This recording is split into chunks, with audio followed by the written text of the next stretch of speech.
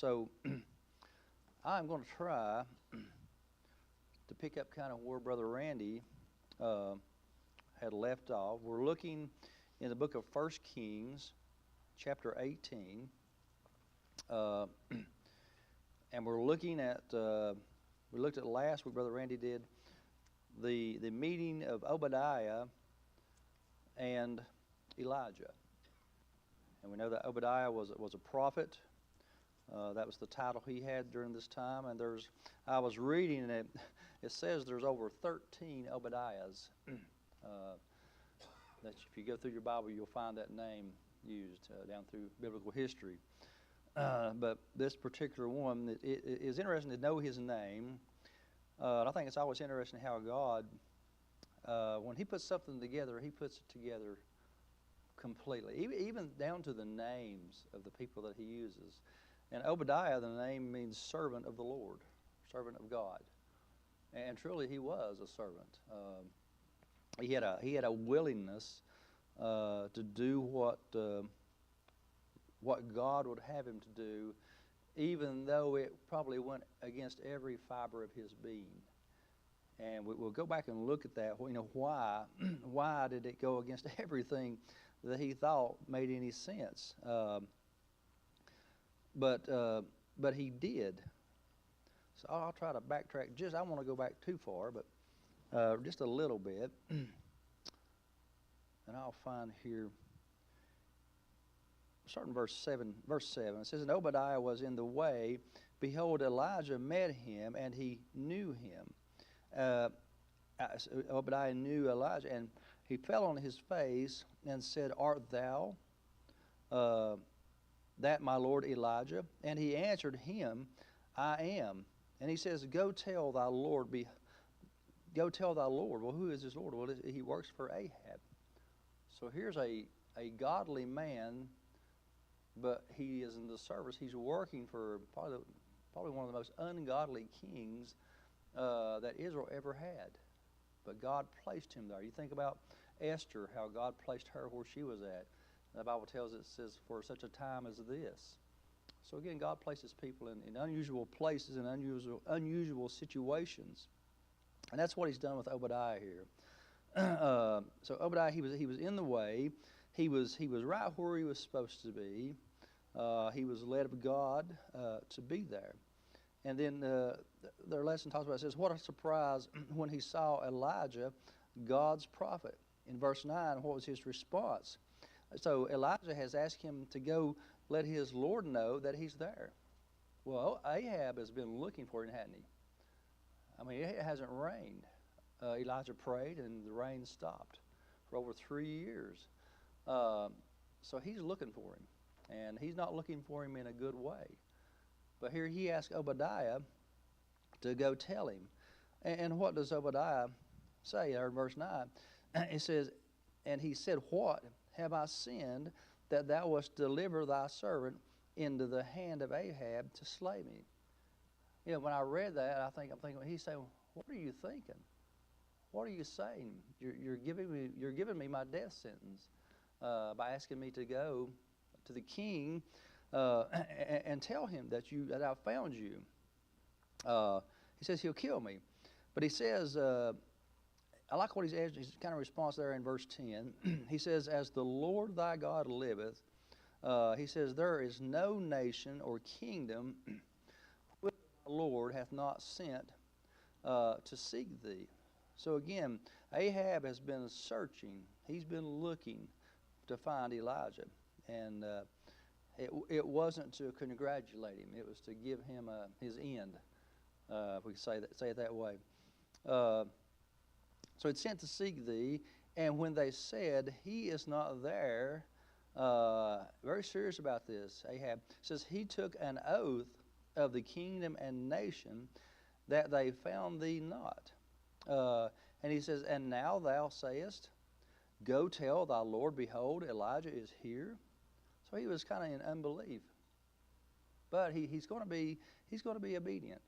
Again, his name meaning servant of the Lord. Verse 12, and it shall come to pass as soon as I am gone, he shares some of his doubts, as soon as I am gone from thee, that the Spirit of the Lord shall carry thee whither I know not, and so when I come and tell Ahab, and he cannot find thee, he shall slay me, but I thy servant fear the Lord from my youth. He says, I think he's saying, even though all these possibilities, I'm still going to serve the Lord. I'm still going to do what's right. It's a very hard place to be. Sometimes it's not always easy to serve the Lord, is it? It's not always easy to run with the crowd, do what everybody else is going to do. And it's not always easy to go against what we would almost say common sense would say versus what we know the Lord would have us to do. But that's the decision that Obadiah has made here. He's going to go ahead and do what is asked of him. So a lot of good lessons, I think, for us as individuals. The Christian life is not always by any means an easy life. We're very blessed here in America to have the freedoms that we have, and we don't see. I know there is persecution. I think there's more persecution taking place. You can look in certain places around our country that, as a Christian, you would be aware to be there. You get up into places. There's places in Michigan that there's a lot changed up there, and a whole city has become a place that's maybe not friendly to Christians or to believers of God.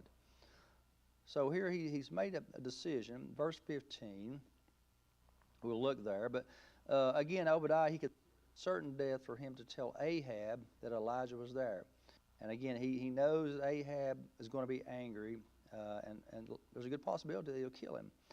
But it says in verse 15, Elijah tries to kind of give him a little bit of comfort. And Elijah said, as the Lord of hosts liveth, before whom I stand, he says, I will surely show myself unto him today. So he wants to assure Obadiah that he's not going to just disappear. So that's going to give him some comfort, I think, in knowing that.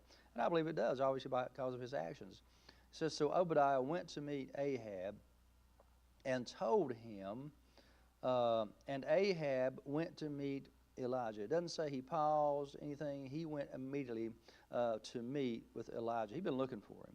And it came to pass, now notice what the first things that takes place when they meet. And it came to pass when Ahab saw Elijah, that Ahab said unto him, he asked the question, I believe he asked it sarcastically, but he says, art thou he that troubleth Israel? What does he immediately do? He wants to place the blame on somebody else. The word that came to my mind as soon as I read that is the word narcissist. And I believe that was one of the marks of Ahab. He was very narcissistic. If you read the description of a narcissist, that's one of their traits, is that they will try to place the blame on everybody but themselves. They'll try to make themselves look good. And that's what Ahab is going to try to do here with Elijah. And I know one of the writers I was reading, he was talking about, and this was older commentary, the church has changed and how the liberals, as we would call them, they always want to point out and say that us, the conservatives, are the troublemakers. But that's not the case. The conservatives have stayed consistent, with the church and with the doctrines of the church. It's the liberal that has came in, the progressive that has come in and wanted to change things up. And they've caused the problems. But they want to say that those have stuck by the stuff are the problem. And that's not the case. And I know that folks that have been in church a lot longer than me, they can see the changes. I'm trying to think. It was J. Vernon McGee. He was talking about how people would say that he had left his church. And his response was, he says, no, I haven't left my church. My church left me. And he didn't give the denomination that he was a part of. If you read J. Vernon McGee's writings, he's pretty conservative. But they had left him. They had tried to blame him as being the problem. And again, that's what Ahab is doing with Elijah. But that's not the case. And Elijah is a very bold individual. And he is. You know, I thought about the difference between the two. God sent a very bold Elijah, and that's what was needed to confront Ahab. But then you look at Jeremiah, the prophet. He's called the weeping prophet, and how God used him, a very meek, a very humble individual, to go and again to address the children of Israel in their sins. So God is very wise in who he chooses. And he knew, I believe, that Elijah was someone that would stand his ground in front of the king, in front of an individual that could have, just by a word, you know, had his life ended. And so God was wise in his choosing. It says in verse 18, here's the response of Elijah. And he answered, he says, I have, but thou and thy father's house, in that ye have forsaken the commandments of the Lord, and thou hast followed Balaam. So again here, just so quickly, Elijah lays out exactly what the problem is. But I think it kind of puts on notice, if you want to correct this, then here's what you need to correct. So he identifies the problem, and that's what needed to be done. So he's saying to him, he says, I'm not the one troubling Israel. You that have forsaken God's commandments. It is you that have caused God's people to turn from the true God, follow Baal. He says, you've caused idolatry, and that was Israel's problem. You know, Israel seemed to have an ongoing problem with idolatry, didn't they? Just over and over and over again. They would go and follow another god. We know when Moses went up on the mountain and he came back down, they were worshiping the calf. And time and again, you'll see that they fall away. They fall into idolatry, and here they are again in 1 Kings. So again, he's letting him know that he's not the problem. So again, what is Satan's tactics? His tactic, it's always to blame the righteous. And truly it is. You can look all down through history, and you'll see how the righteous have been blamed for the ills and the problems that the wicked have caused. They need a scapegoat, don't they? Now you think about the Lord, truly he was a scapegoat, wasn't he? He was used. And he laid down his life because of that. So when the gospel goes into mission fields, what do the heathen do? Well, often they're converted. But then sickness or tragedy occurs, and we've heard this. I've heard this from missionaries that went into Africa, where there'd be witch doctors. They talk about how the witch doctors would blame the missionaries and his teachings for the problems. But yeah, that's not the case at all. It's wickedness. We know where death comes from. We know where sickness comes from. It's not always because of sin. It's just these bodies. So again, the righteous often get blamed for the evil things that takes place. In the tribulation, our lesson talks about how that God's two special witnesses will be blamed for all of earth's troubles. Some writers, they believe Elijah will be one of those witnesses. I don't know. I know there's a lot of thoughts on these things, but I've never read anywhere in Scripture that we can say these are the two that will be there.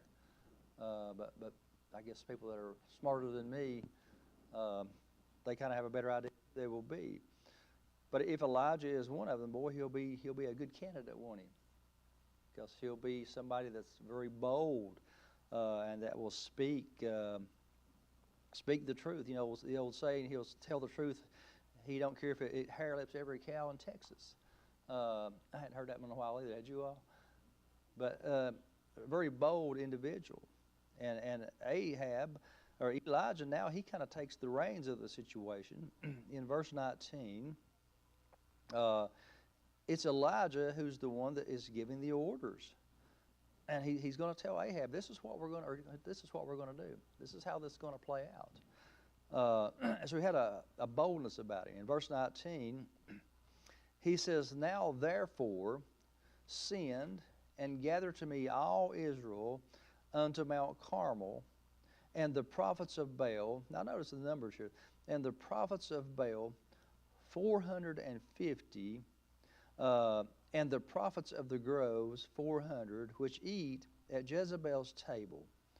And what did Ahab do? He did exactly what was pretty much commanded by Elijah. And so Ahab sent unto all the children of Israel and gathered the prophets together unto Mount Carmel. So we're going to see here what I would call a battle between good and evil. And that's been an ongoing, constant battle through time. I know we know the rest of the story, but we'll find out later that, even as bold as Elijah was, he had some fears of his own. He could have stopped and said, well, there's only two of us. There's me and there's Obadiah that are trying to do what the Lord would have us to do. And sometimes we can feel that way. We can feel outnumbered. So they arrive at Mount Carmel. Elijah gives orders. Again, as I said, not Ahab. He is at Elijah's mercy. He is, isn't he? If he wants it to rain again, I think it's going to prove itself even more that it's not the prophets of Baal, who is, my understanding, is one of the titles is the sky god, the one who was supposed to be able to control the weather, but yet for over 3 years he's not been able to control the weather, has he? So I think maybe in the back of Ahab's mind, he knows that if he wants rain, it's going to have to be, it's going to have to go through Elijah to get that to take place. So he's at Elijah's mercy. Then Ahab and all of Baal's 450 prophets and 400 prophets of the groves hear Elijah. And I think about this, the verse there where it says, if God be for us, who can be against us? And I believe that's probably the situation that Elijah found himself in. It's me and God. And if it's me and God, we're a majority. So that's the same thing in our lives. We find ourselves in a situation. And if God be for us, who can be against us? So he says in verse 21, and Elijah came unto all the people, and he asked the question. I like that. He says, how long halt ye between two opinions? That little word halt, one of the meanings of that word is to dance. And it kind of pictures that here the children of Israel, they've been kind of dancing around the situation. Another writer gave the picture of a bird jumping from tree limb to tree limb and never picking one to stay with. We've got a cherry tree there in the yard, and it didn't bear a lot, but I left it and let the birds have it this year. And it was amazing to watch them, how they would just ball from place to place in that tree. They never would settle. And that's kind of what the children of Israel, just asking them, how long halt ye? How long are you going to bounce between two opinions? Is it God Jehovah, or is it this false god Baal? You have to make a choice. And so that's what he's letting them know. How long halt ye between two opinions? He says, if the Lord be God, follow him. Very basic, very straight to the point. He said, but if Baal, then follow him. And notice what the people do. It says, and the people answered him not a word. They were silent, weren't they? Because they didn't want to, I guess, put themselves out there and say, this is okay, this is the way we're going to go. They wanted to see how it ended up, didn't they? They wanted to see how this thing, how it took place and how everything fell out. So Elijah, again, he says the choice was either God or Baal. And then he realized that since Israel had left the true God to follow the false god of Baal, but later they would decide. They would make the decision who to follow. In verse 22, and I'll look at my watch because I guess we're pretty good on that one up there, aren't we? I don't usually look at it, but I will this morning for the Sunday school hour. In verse 22, Elijah unto the people, he narrowed it down to one. Even I, only remain a prophet of the Lord, but Baal's prophets are 450 men. You know, he didn't realize, I didn't get back to the history of this, but he wasn't the only one, was he? We know that there had been 100 prophets that had been hid in caves. There, when Jezebel started having them killed, there were those 100 prophets. There's another talks about there were over 7,000 Israelites that had kind of were quiet. They were not going to say anything. But yet here, Elijah felt like he was all alone. He was all by himself to fight this battle, to represent the Lord. So again, he says, I, even I only, remain a prophet of the Lord, but Baal's prophets are 450 men. Let them therefore give us 2 bullocks, and let them choose 1 bullock for themselves, and cut it in pieces, and lay it on the wood, and put fire under. So they built the altar here to have this testing, to see who is the true God. Let them choose 1 bullock for themselves, cut it in pieces, and lay it on the wood, and put no fire under. And then he says, and I will dress the other bullock, and lay it on the wood, and put no fire under. It says, and call ye on the name of your gods, and I will call on the name of the Lord. So he's singular. Again there. Call on the name of the Lord, and the God that answereth by fire, let him be God. And all the people answered him and said, it is well spoken. So finally they say something. You know, they're always up for a good contest. So they say it's well spoken. That's saying that's how they're going to make their decision. So the people agreed this was a fair method of getting to the answer they were seeking. Who is the true God? So again, we go into verse 25. It says there, and Elijah said unto the prophets of Baal, choose you 1 bullock for yourselves, and dress it first, for ye are many, and call on the name of your gods, but put no fire under. And they took the bullock which was given them, and they dressed it, and called on the name of Baal from morning even unto noon, saying, O Baal, hear us. But there was no voice, nor any that answered. And they leaped upon the altar which was made. So here this alludes back to, I use the thought of them dancing. And that's a picture of what they were doing here. They had jumped up even on the altar trying to get their God's attention. But yet they were getting no attention from their God because he is a false God. So they leaped upon the altar which was made, and it came to pass at noon. Now notice the boldness of Elijah again here. It says that Elijah mocked them. He said, cry aloud, for he is a God, small g. Either he is talking, or he is pursuing, or he is in a journey, or peradventure he sleepeth and must be awaked. And they cried aloud, and just to get the picture that was taking place here, and they cried aloud and cut themselves after their manner with knives and lancets to the blood. And it says, uses a very strong term, it says, until the blood gushed out upon them. So they were very sincere in what they believed, weren't they? Apparently they were.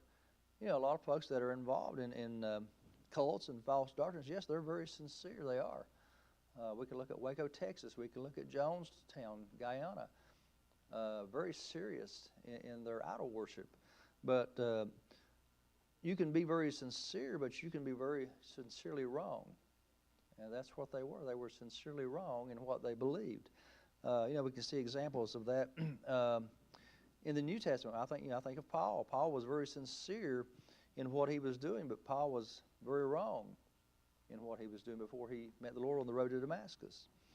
So they called on Baal from morning to noon. They began cutting themselves. And again, we go back to the thought that some think if a person is sincere, that's what counts. But that's not the way God looks at it, is it? People say that. And they're so sincere about it, but does it make it true? You know, if I tell you that the sky is green and the grass is blue, is that true?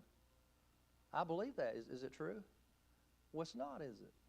So the facts doesn't substantiate what I believe always. That little statement, I believe, sometimes is a dangerous statement. It can be, because what we believe is not always correct. But they obviously, they believe, they're very sincere in their beliefs. But our lesson goes on to talk about how they, we'll read another verse here. We'll read verse 29 of chapter 18. Again, it says, "And it came to pass when midday was past, and they prophesied until the time of the offering of the evening sacrifice. And there was neither voice, nor any to answer, nor any that regarded." Nobody cared. And here they are, this hard, cold reality. I don't believe that their God had ever really been tested until this point. He had not been truly tested, their false God. And now when he's put to the test, he fails. It fails. So none, not any to answer, nor any that regarded. So they continued calling on Baal till about 3 in the afternoon. It tells us again that not any regarded.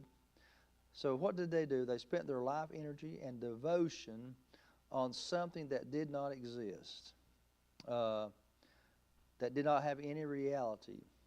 And we see this. I've saw this. People spend their lives. They give their lives to something, and it's not true.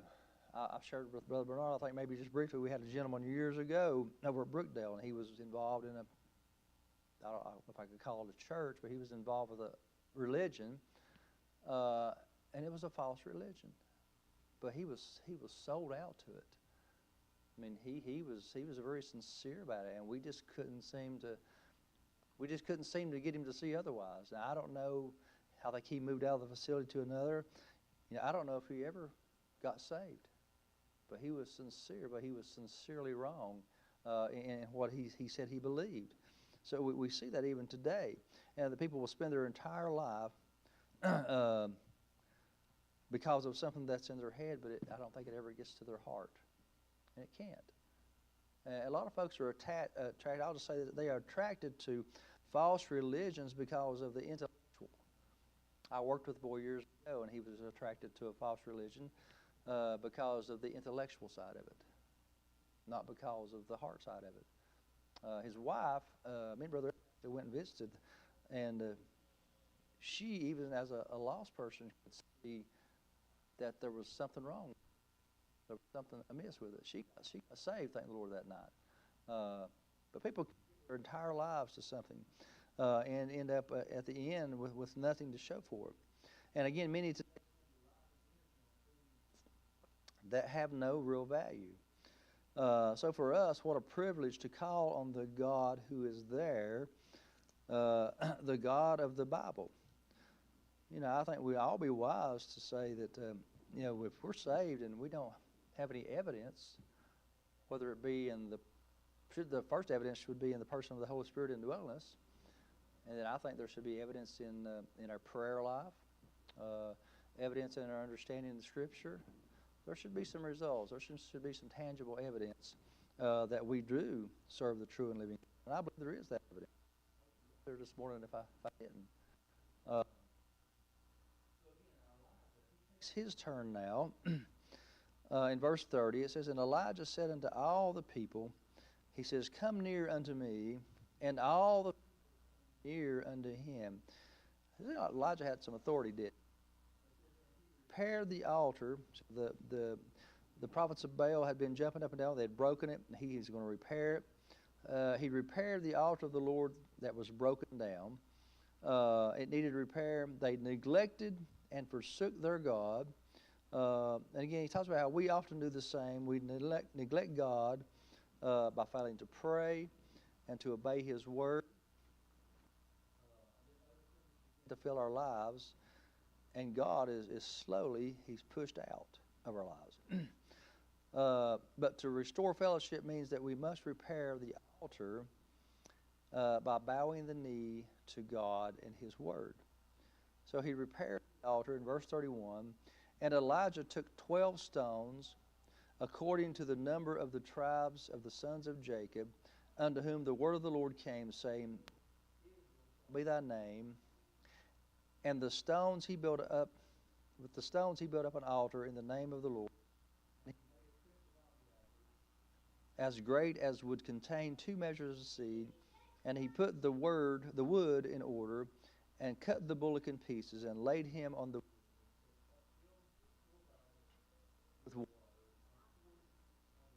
sacrifice and on the wood. And he said, do it the second time. And they did it the second time. And he said, do it the third time. And they did it the third time. Water ran round, quenched also with water. So he took 12 stones and rebuilt the altar. Talks about the way the ground was laid out there. It talks about how that Mount Carmel was about 1,635 feet above sea level, overlooks the Mediterranean Sea. And they carried 12 barrels of water from the mountain brook Kishon and poured water on the altar. I'm going to say that there's highly likely that it wasn't going to just start and blaze up, was it? With a stick or a little bit of fire on the end of it. But he does the test. He's going to show who truly is God. Verse 36, so I think we've heard the first buzzer. It says, and it came to pass at that time, the offering of the evening sacrifice, that Elijah the prophet came near and said, Lord God of Abraham, Isaac, and of Israel, let it be known this day that thou art God in Israel, and that I am thy servant, that I have done all these things at thy word. So he wants the people to know that it's not him, but it's God that is doing this. That if anything at all, God has used him to be able to do this.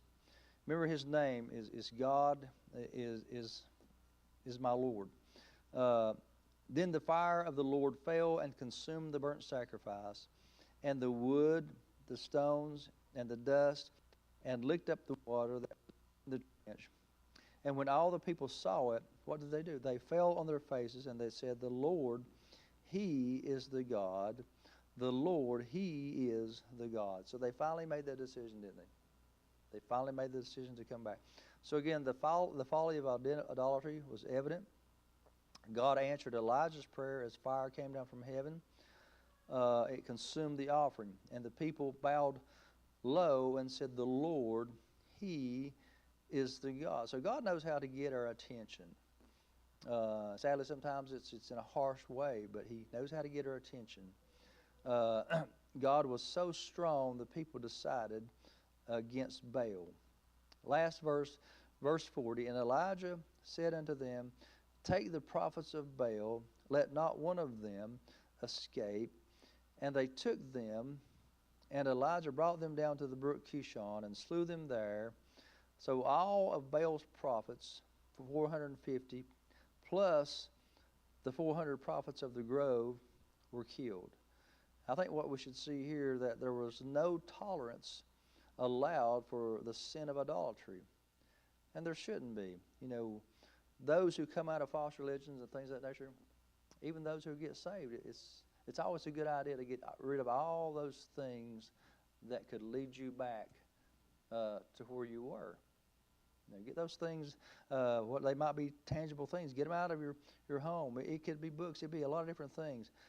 But through God's direction, he was going to remove at this time all the what essentially was the problem, being the prophets of Baal, so that the children of Israel wouldn't fall back into idolatry at this time. We know, again, we look through the life of the nation of Israel, they would. But God wanted them to get rid of everything that could cause them to do it again. So I know I've kind of ran through this. I'll say if I teach a few more times, maybe I'll get less rusty, right? But it's a good series of lessons. Lord willing, with Brother Randy here next week, we'll look at the next lesson title being Rain, Then Mount Horeb. And again, that'll be also in 1 Kings 18, 41 through 46, and 1 Kings 19, verses 1 through 18. So if you want to read ahead, those are your verses.